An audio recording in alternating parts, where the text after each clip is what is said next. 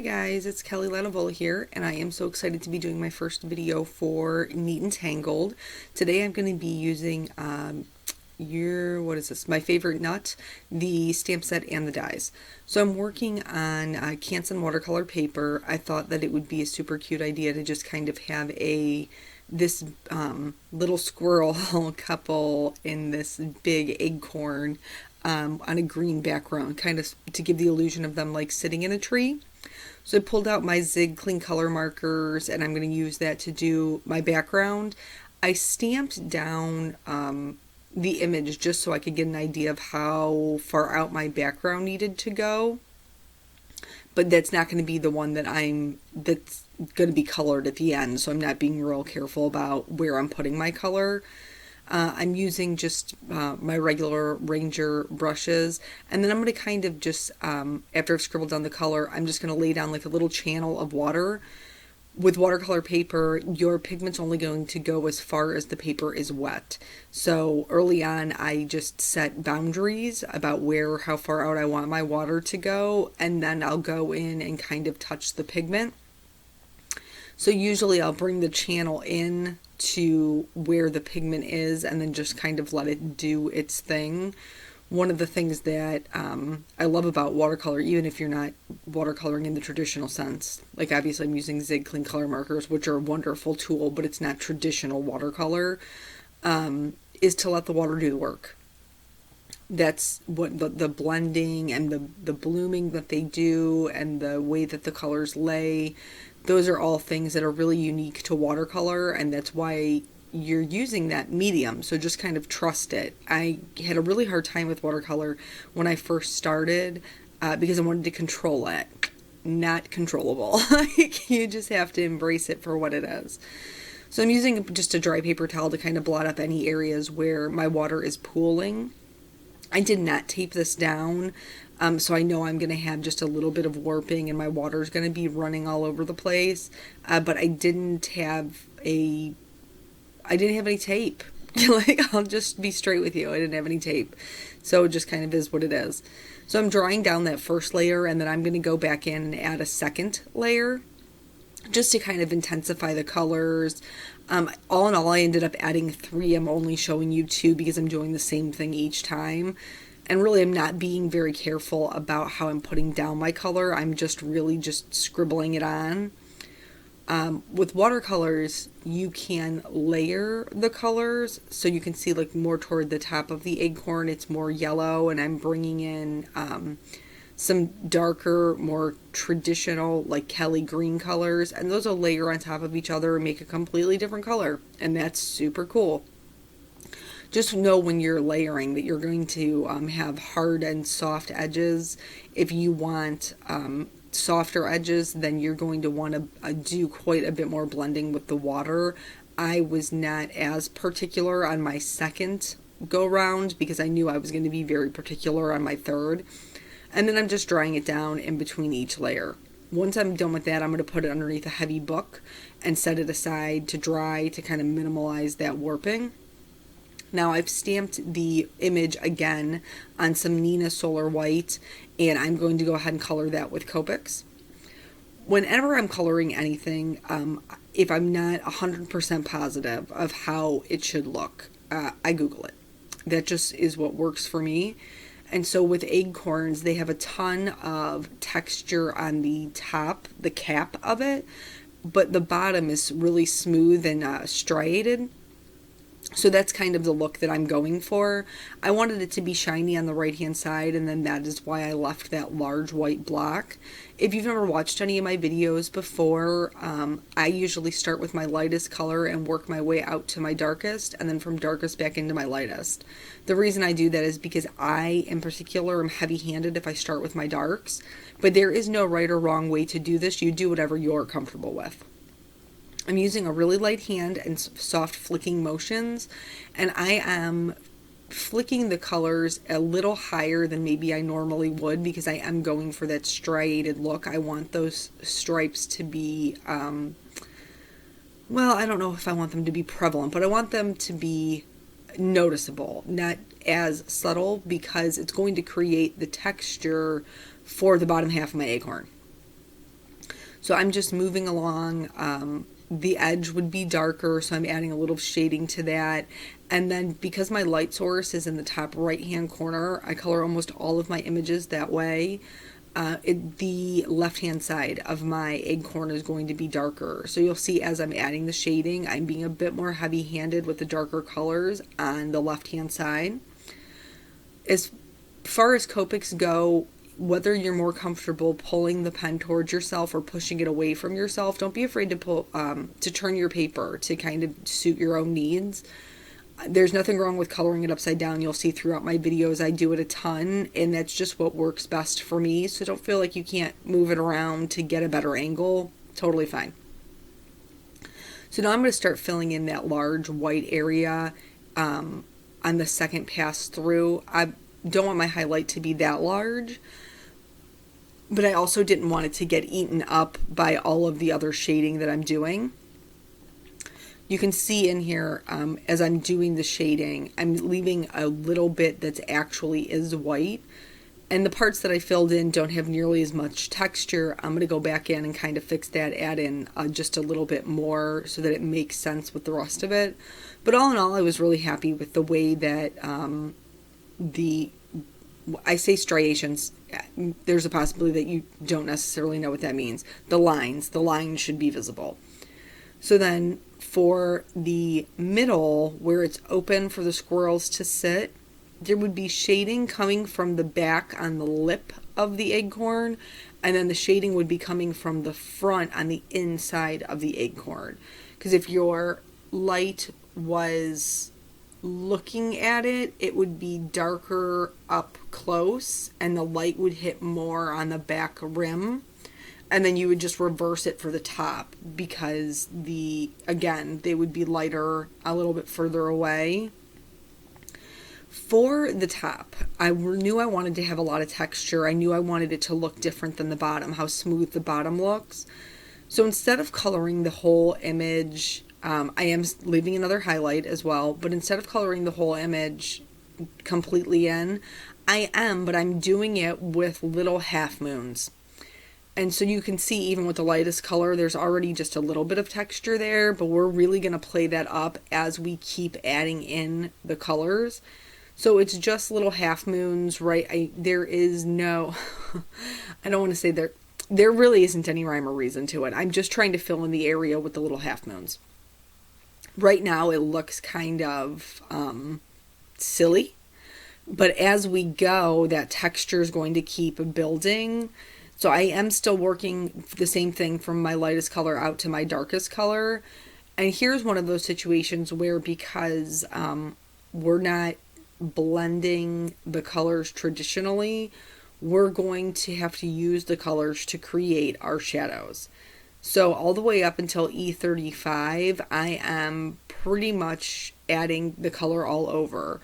Once I get to the E37, I'm only going to be adding this to where I want the really shadowed areas to be.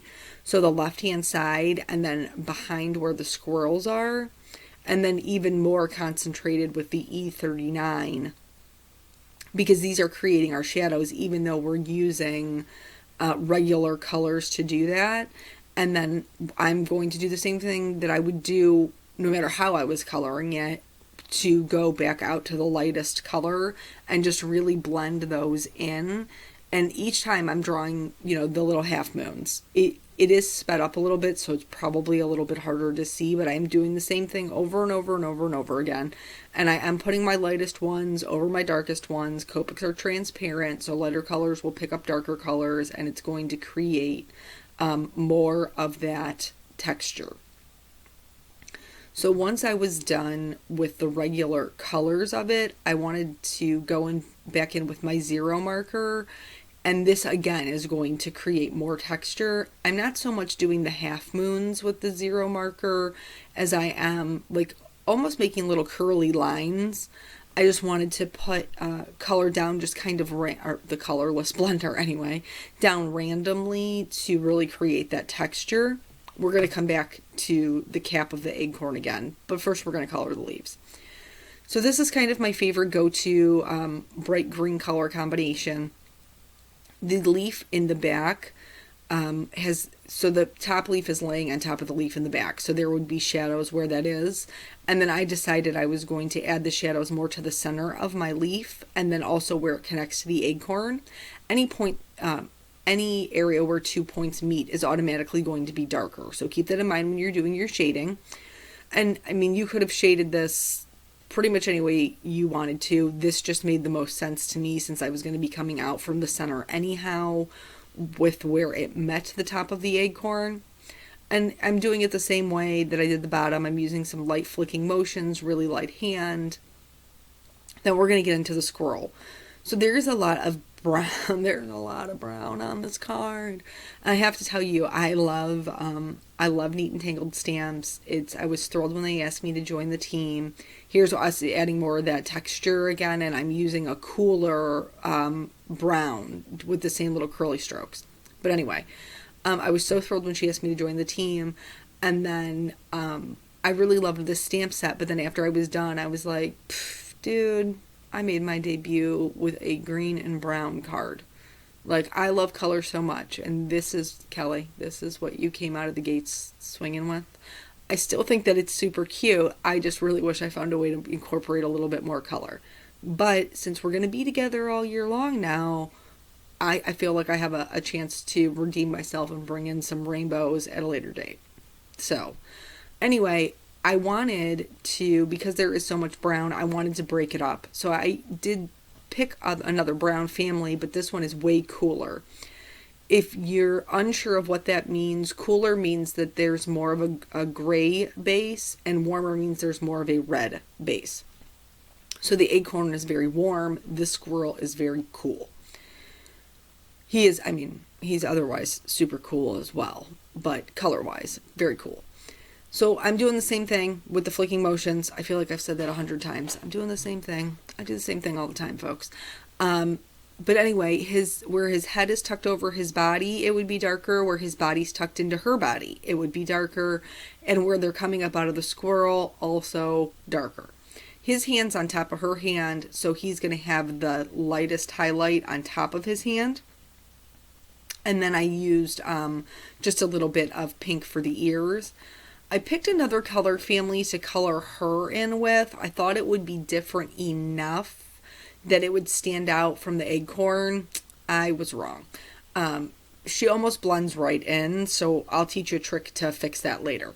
So anyway, I'm doing the same thing. I'm using light flicking motions, trying to, just create a little bit of texture in their fur. While I'm coloring this, I realized that I actually missed his hand. So I'm just going to go back in real quick and get that with the cool. His arm is around her on her shoulder. So that is his hand. That is not part of her body. So now that we fixed that, we can proceed with the rest of the coloring. Her tail is behind her. So that should be just a little bit darker because she's standing in front of it. Anything that's darker automatically falls into the background. So that's a really good way to give yourself a way to create dimension without a ton of work, just your regular color choices. So, excuse me, sorry. I also added some shading underneath where her tail is curved, just to kind of accentuate that curl, and that there would be some, shadows underneath it, that her tail is really full.